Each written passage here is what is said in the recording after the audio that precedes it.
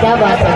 और पहली बार अरदास आई है आपकी तरफ से, पहली बार लक्ष्मी नारायण के दरबार में प्यारा सा आशीर्वाद आपकी तरफ से आया है इस भजनों पे। तो भगवान करे कि ऐसे भी आपका नाम है धन का राजा, भगवान करे धन अपने हमेशा ऐसे भरा रहे।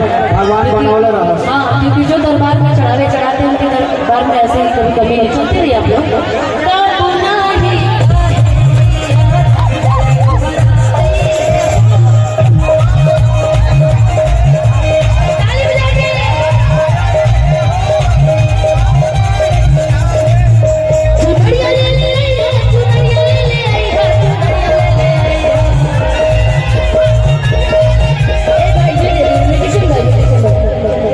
अच्छा, इधर कौन सी